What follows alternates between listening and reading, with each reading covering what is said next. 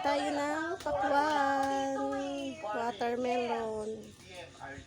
Okay, mahilig pa naman ako sa Korean food. At dahil dyan, kailangan natin tandaan ang pamantayan ng kompetisyon para sa pag-awit ay maging kampiyon.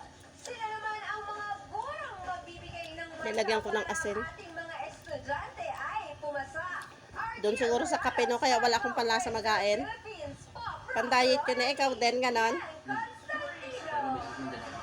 Haboy ka. Queen of R&B, Kyla! Watermelon. Ba't may goyam?